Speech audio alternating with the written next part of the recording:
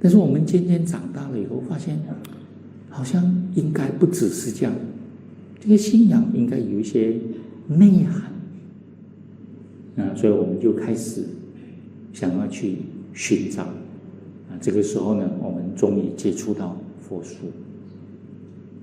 当时在马来西亚呢，50年代、60年代到70年代，如果我们能够读到的佛书，基本上都是珠穆老和尚的。他从中国过来了以后呢，他就讲经说法，然后他的诗、他的词，还有他的文学文字都是一流的。他的书法、他的画画也是顶尖的。在艺术界、在文教界在文艺界、文学界里面，大家都非常的尊重他。这个时候我们又看到另外一个不同的形象了，我们就读哇！你知道我第一次听佛法的时候是听什么吗？我那个时候呢，刚刚高中，然后我们高中呢知道要毕业了，那毕业我们要拿一张毕业证书。毕业证书里面呢，我们要填名字，填什么，还要到时候还填这个成绩。那么其中有下面有一大栏，填什么呢？填你参加过的活动、参加过的学会或者参加过的比赛，它都可以填上去那我们也没有什么特别了，就找学会了。找学会的话就参加什么学会多一个，哇，一下子哇，参加那么多个学会，以后找工作有用毕业证书拿来，哇，在学校这么活跃那我们就想多1、2个学会好那我又对其他学会没有什么兴趣。有时候我们的老师很慈悲，顾问老师，你找他就签名就表示你是这个会员了。那我们也想，当时我们学校里面都是讲这个中文的，用华文的，就主要是华文学会咯，还有另外一个就是佛学会咯。我们就想，哎呀，华文学会我们一定参加我们这些不好意思，我们还是文艺青年，那个时候还不是青年，叫做文艺少年我有几个同学我们搞校园文艺的，知道吗？我们出版过校园刊物的手抄，然后我们收集文章，然后手抄，然后印，然后去分不简单的所以我们参加华文学会。在想哇，这个佛学会也很好，因为它是讲中文的，参加。那参加了以后呢，想说参加了嘛，有活动不是去咯第一堂课去的时候呢，我们一个老师就讲我们下课然后就留大概半个小时，就这个学会的活动我们就去听。这个老师只讲了一个简单的因果报应的故事，善有善报，恶有恶报。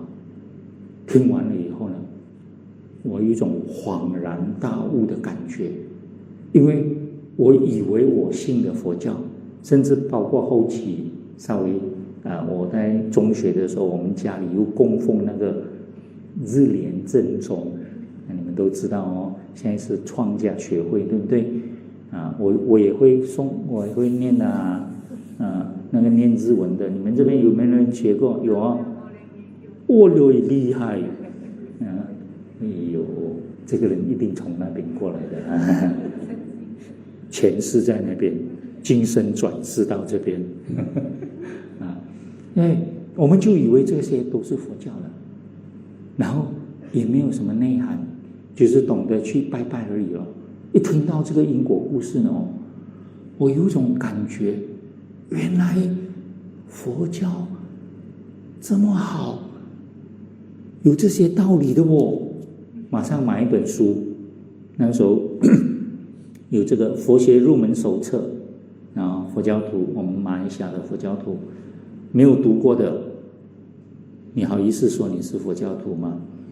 你都还没有入门呢，佛学入门手册，赶快买来读。哇，开始读的时候呢，最有兴趣的是读释迦牟尼佛的故事，这个时候才认识释迦牟尼佛呢。然后读完那个佛学入门手册的释迦牟尼佛的故事太少了，赶快再去找星云大师的《释迦牟尼佛传》。哇，读起来的时候，那个信心马上又在增长啊！这个时候的阳性跟以前的是完全不一样了，因为对释迦牟尼佛的了解，从这个知识面，然后通过理解的方式，再从这个书里面讲到一些理论，又有知识，又有理论，又有理解，这个时候的信仰就调回来了啊！那时候很积极啊，然后这本书呢，大概那个时候就找来看了。那时候祖摩师父呢，他出了很多书，我们最喜欢看的就类似这样的了，讲道理很浅白，但是名相蛮多的，理论很多，然后都看得懂听得懂，然后还有观世音菩萨的普门品的故事，哇，那更精彩。然后有地藏菩萨，好像我们那个时候的理解全部比较偏向这个所谓信愿的这个法门，因为我的老和尚呢，他修行是比较偏信愿门的，但是呢，他本身又是知识，就是学佛学的知识呢，非常的深，所以他又能够提供这个智慧给我们，又能够领导我们用功，然后建设这个道场，然后在道场里面又有很多慈善的事业，所以呢，他也等于把我们所讲到的三门，把它连贯综合起来。那我们信这个时候的理性，然后理性了以后呢，我们发现到说这么多的道理我们刚才提，不一定每一项你都做得到，有一些你是发现到说你跟他不相应的。像现在有一些同学看到《阿弥陀经》认为念佛往生西方极乐世界，他说我又不是念佛的，我比较喜欢禅修的或者我比较喜欢做其他的。那么是不是说佛说《阿弥陀经》就全部人都要念佛或者佛说某一部经全部人都要做那个？不是的。所以刚刚我们讲说，你们学的时候就跟自己相应的嘛。有时候你会读到一部经典，忽然间说那部经典就是为我说的，好像佛就是为我说这部经典，哇，读了满心欢喜有些人读，比如说读《金刚经》读什么经典的时候呢，一读哇，发现哇，这个经典呢就是像是为我而说然后马上就跟他相应。但是其他经典读了不是很相应，他叫我们行持的，有些做不到，有些不是很想做，觉得不是相应吗？没有想做嘛，那都没有错。当你有这个理性的时候呢，你就开始懂得去分辨，你不处在这个迷惑的状态了。然后呢，你就慢慢把这个信条从迷信，通过知识的一种学习，理论的学习，理解了以后，慢慢调到所谓的正信。正信的时候，就是我们从理论里面呢得到了一种叫做知见这个知见呢是符合佛法所讲的正道的，所以叫做正见。我们有了正见，正确的知见，当你有了知见的时候呢，实际上你已经某种程度上消化了、吸收了、消化了这个佛法，知道吗？慢慢呢，你想事情的时候，或者是跟人家互动交流的时候呢，碰到什么问题，第一个念头出来的不是烦恼，是佛法。那个时候呢，就佛法已经慢慢有涌入你的心了，知道吗？然后慢慢的你发现了说，你做很多事情的时候，你会用佛法来思考比如说你生病了，你就记得佛陀说生老病死是苦，但是是我们人必然的一个过程。所以生病呢，你不会问为什么是我生病，佛要问为什么不是你？你也是人嘛，是人都会生病，你是人，所以你生病，正常吗？这个很逻辑化的，知道吗？所以没有什么问题，你接受了病然后呢，病会不会好？会不会好？看很多条件，有些病呢，可能病了就没有办法好了，没有办法好怎么办呢？没有办法好就死啦，死了怎么办？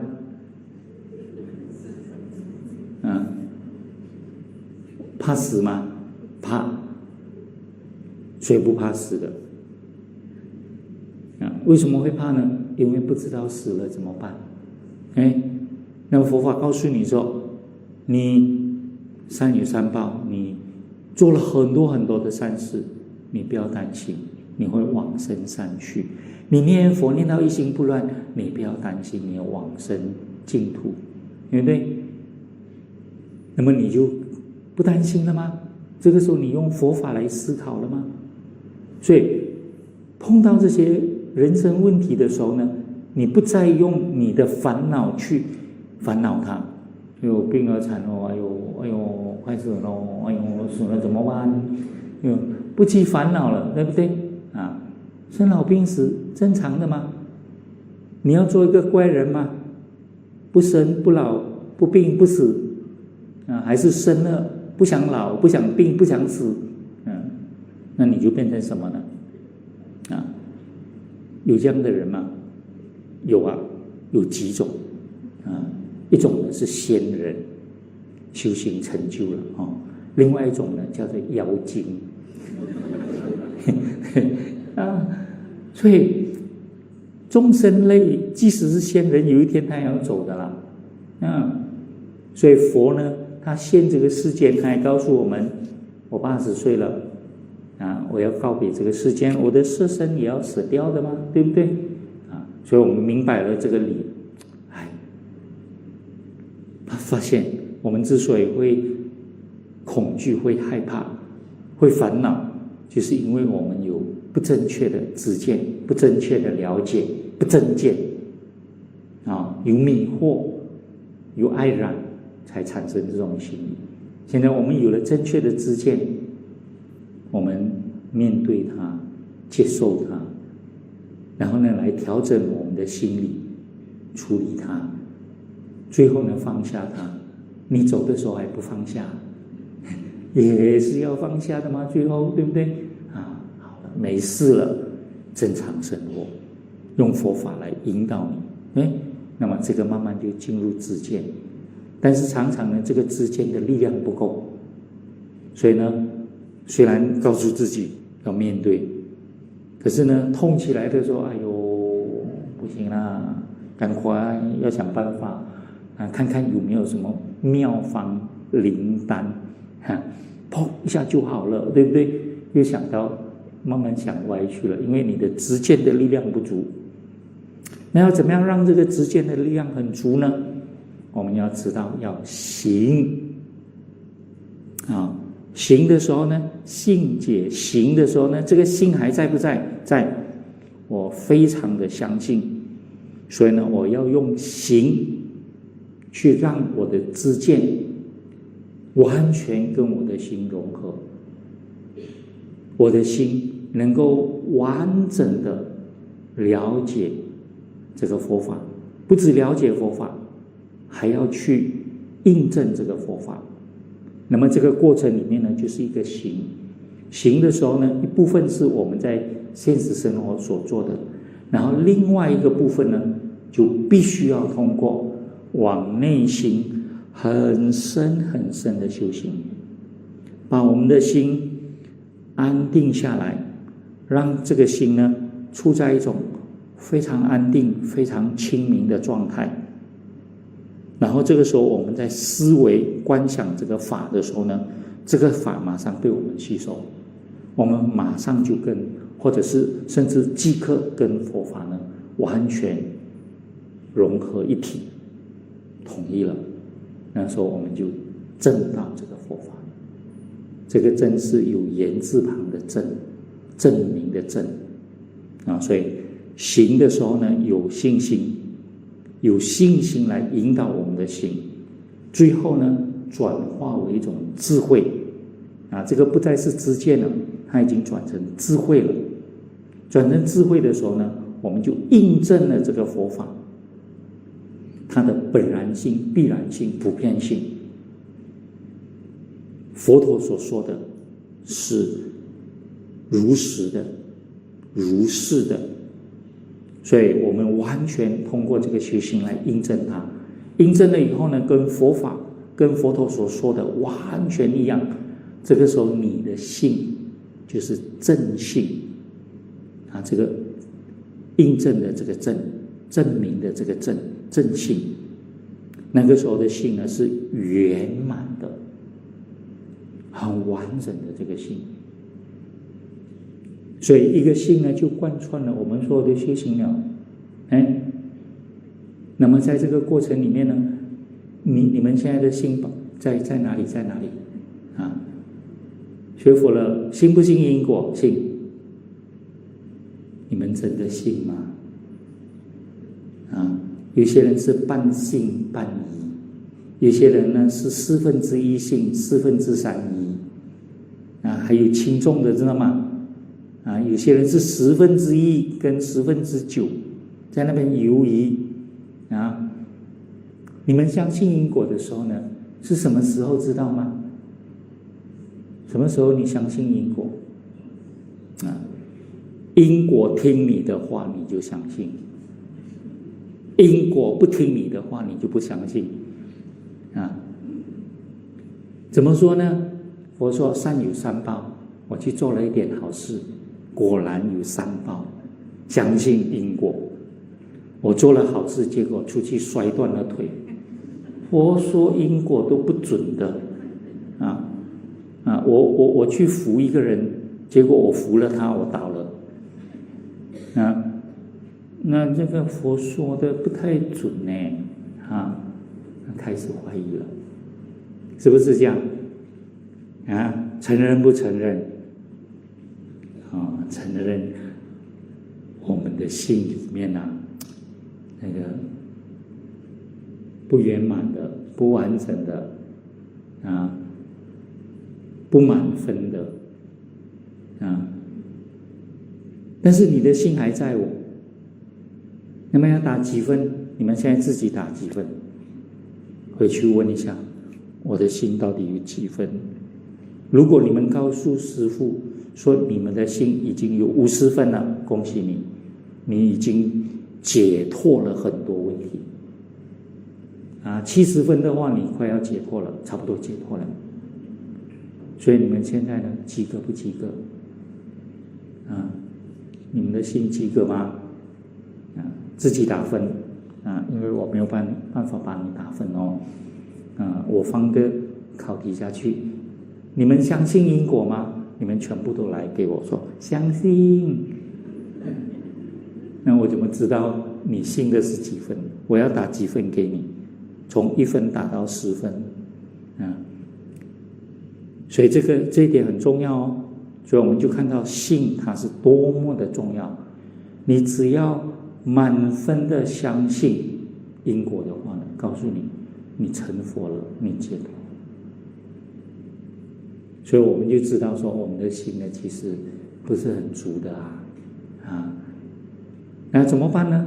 我们讲过了吗？信，然后去解，然后去实践，最后印证，就圆满了。所以信它不只是一个起点，它也是个终点。整个修行里面呢，这个信在贯穿着我们的修行。从你起心了以后，你去了解从理论上、从知识上去理解这个佛法，从理上面去建设你的信心，再用修行生成的止观法门、定慧法门，然后最后你证明了、印证了因果果然如是。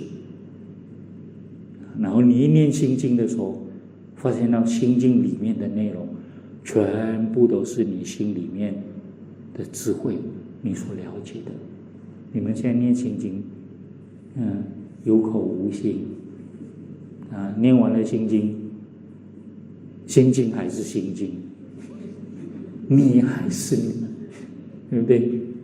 你们念完了这个华严经，华严经还是华严经，你还是你。那如果你们念完了这个华严经，那么你们发现到说佛所讲的，我如实相信它，而且呢毫不迷惑，毫不怀疑，那你这一趟华严经之旅就像三才童子53参快要圆满了。所以现在呢，你们的功课我们修行佛法的功课呢，是要经常回问我们自己，我们对因果就是佛法的核心咯。佛法讲那么多，它核心就是因果嘛，我们简化为因果。但是呢，你如果是在学习的过程中发现到有很多知识，这些知识都是为了帮助你能够更好的去实践，然后更完整的去理解这个因果。因为单单讲因果看起来很简单，但就是那么简单，我们的心就没有办法那么圆满的去接受，然后去相信。所以要通过其他的理论来帮助我们因为它从很多方面，有时候呢，老实说，现在的科学呢，它越发现到新的东西，越是来印证佛陀所说的法。所以有些人说，哇，用科学来理解佛法这个还可以，就是你通过科学的这个理论的发现，那么你看到佛法里面其实已经包含这个内容，只是佛法呢，它在理上面讲得很透彻，可是有时候在事项上它就没有那么仔细的去印证。但是他们印证到用科学的方式印证到的那个理论，你回到这个理的时候，你发现到一定是缘起的道理。他们如果能够找到所谓的统一磁场的话，一定是这个缘起的，离开不了的。你看所有的发明到最后都是因缘所生法嘛，所以这个理呢跑不掉的。所以我们看到他们越发明，越找到更多的一些理的时候呢，他们就慢慢回到这个统一的这个理的时候，那就是佛法。然后我们在修学的时候呢，也可以通过很多这样的理。所以有一些呢，他们在世间的学问上面学了很多，包括很多的科学的知识，他一触到佛法的这个核心的时候呢，他们发现到很多他们所知道的理都可以回到这个最根本的这个理来。所以有一些人他有了这样的一个知识以后，他如果顺着这个佛法的这个理来学习的话，他们会学得很快他们去修行的话，也发现到说很多呢，他们在学习过的都能够通的所以我们就知道说佛为什么要说那么多的法，甚至佛告诉我们说，他说的法好多好多，多到好像大地的土一样，但是呢，大部分他都没有说完。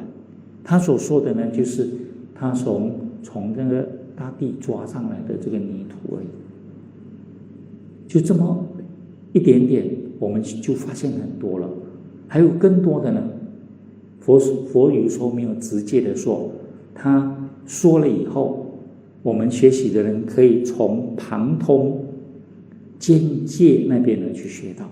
所以后来呢，有很多祖师，很多的这些了不起的这些禅师，这些宗师们，他们就通过修行佛法，然后他们在建设更多的理论来帮助我们更多的人能够通过不同的这个管道，然后进入到佛法的这个核心。所以你们现在有些同学呢，其实学了很多佛法了，有些理论可能都比我们好，有时候呢还要拿这个去做博士论文啊。有人用佛法来写博士论文的吗？对不对啊？学了以后呢，我博士了我啊，但是呢有没有把握到这个核心？还是说他在其他的部分的理论有了建设起来了，但是还没有到核心的这个部分？那么这些出来都可以帮助我们更多的理解。那我们自己本身在这个理解的过程里面呢，我们慢慢的回到最核心的，然后我们问自己，懂了那么多的理，有了那么多的知识，甚至已经建设了一些知见，但是有没有回到智慧？有没有回到最核心的这个看起来非常简单的因果的道理？然后知道了以后，我信他多少分？所以这个功课呢，就回到你们自己啊，你们有空念经的时候、打坐的时候，问自己啊，我信因果多少分？然后你慢慢的发现到说，我信他越来越信，越来越信，这个分数越来越高，那就好事。所以呢，我们现在知道，我们修行佛法呢，它是有一个过程的，一个次第的啊。我们基本上都是从信入门，然后从信入门了以后呢，那么它就普及了，然后就一层一层进去了啊。但是这个信呢，到什么程度很重要。那么在哪一个次第上面，我们也要了解，因为这样子了解的话，才是叫做知己知彼。彼是谁呢？彼是佛法。知己就知道自己的身心，要更深知道自己的身心，就要禅修；要更深的知道佛法，就要多闻，要闻思修。所以这样子，我们的修行就会慢慢的深入，慢慢的圆满。好了，先讲到这里，你们回去晚上睡觉的时候想，我信了几分啊？师父讲的我到哪里啊？那么这个对你们是好事啊！不断的反省自己，我们才会进步吗？好。